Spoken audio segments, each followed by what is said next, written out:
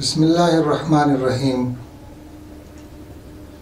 ہم اپنی زندگی پر غور کرتے ہیں، ہمارے آس پاس کے لوگوں سے جب بات چیت ہوتی ہے تو ہمیں بہت سارے لوگ یہ چند الفاظ کہتے ہوئے نظر آتے ہیں کہ میں تو بڑا گناہ گار بندہ ہوں۔ آپ نے سنا ہوگا۔ گناہ گار ہونا، اس کا جو مفہوم ہم لوگ لیتے ہیں وہ مفہوم ہے نہیں۔ ہم یہ مفہوم لیتے ہیں کہ جب کوئی جرم کیا جائے تب وہ بندہ گناہ گار ہوتا ہے، جب کوئی گناہ سرزد ہو جائے تب گناہ گار ہوتا ہے۔ یہ مفہوم نہیں ہے۔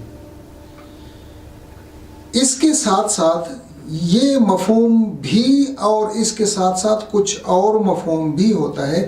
وہ یہ ہے کہ جب اللہ تبارک و تعالیٰ کے احکامات کے مطابق ہم عمل نہیں کریں گے تو بھی یہ گناہ ہوگا۔ اس چیز کو ہم نہیں سمجھتے۔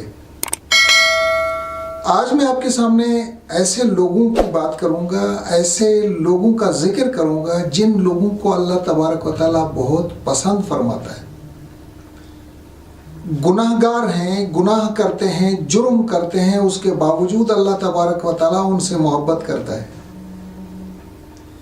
ہم بھی چاہیں گے کہ ہمارا شمار بھی ایسے لوگوں میں ہو جائے جن سے اللہ تبارک و تعالیٰ محبت کرتا ہے۔ جب ہم قرآن مجید سے پوچھتے ہیں، جب ہم قرآن مجید کا مطالعہ کرتے ہیں، سورۃ البقرہ میں اللہ تبارک و تعالیٰ نے ارشاد فرمایا، ان اللہ یحب التوابین و یحب المتطہرین۔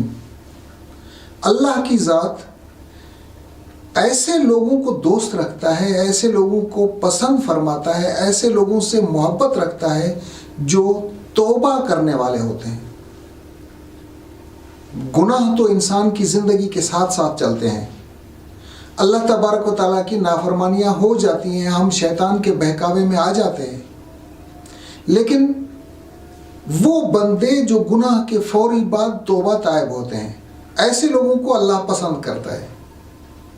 تو ہماری بھی کوشش ہوگی، ہماری کاوش ہوگی، ہماری سوچ ہوگی، ہماری دلی تمنا ہوگی کہ اللہ تبارک و تعالیٰ مجھ سے محبت کرے۔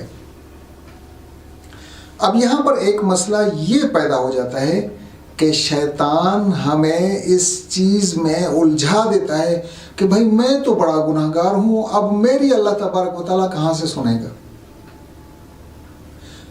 جو ہے ہی گناہ گار، توبہ تو ہوتی اسی کی ہے۔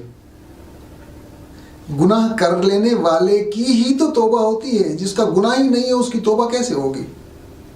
اور جو شخص توبہ کرتا ہے، اللہ تبارک و تعالیٰ کہتا ہے ان اللہ یحب التوابین، بار بار توبہ کرنے والا، کثرت سے توبہ کرنے والا، حد سے زیادہ توبہ کرنے والا۔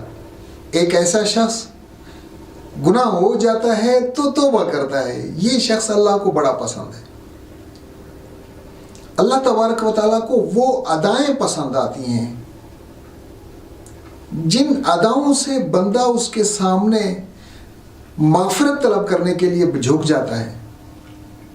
کبھی کھڑے ہوئے رو رہا ہوتا ہے، کبھی لمبے لمبے سجدے کر کے رو رہا ہوتا ہے، کبھی اپنے کیے پر پشیمان ہوتے ہوئے ہاتھ اٹھا کر اللہ سے مانگ رہا ہوتا ہے۔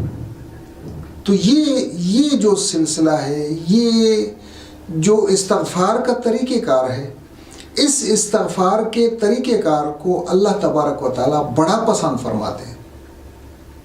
حضور اکرم صلی اللہ علیہ وسلم کی زندگی کو اگر ہم دیکھتے ہیں تو حضور صلی اللہ علیہ وسلم نے یہ فرمایا کہ میں اکثر من 70 مرہ، 70 سے زیادہ مرتبہ تو حضور صلی اللہ علیہ وسلم استغفار کیا کرتے تھے۔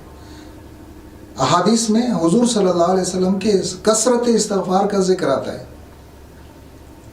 ضروری نہیں ہے کہ گناہ ہو اور پھر استغفار کیا جائے، گناہ کر کے پھر استغفار کیا جائے، یہ بھی تو ضروری نہیں ہے۔ ہر وقت استغفار کرنا ہے، اللہ سے معافی طلب کرنا ہے، اللہ تبارک و تعالیٰ کا رحم طلب کرنا ہے۔ اور ایسا شخص جو اللہ کے سامنے گڑ گڑاتا رہتا ہے، تواب کہتے ہیں گڑ گڑانے والے کو، ایسا شخص جو اللہ تبارک و تعالیٰ کے سامنے گڑ گڑاتا رہتا ہے، اپنی بندگی کو سامنے رکھتا ہے، اپنی حقیر زندگی کو سامنے رکھتا ہے، اپنے حقیر اعمال کو سامنے رکھتا ہے، اور پھر اللہ سے اللہ کا رحم مانگتا ہے۔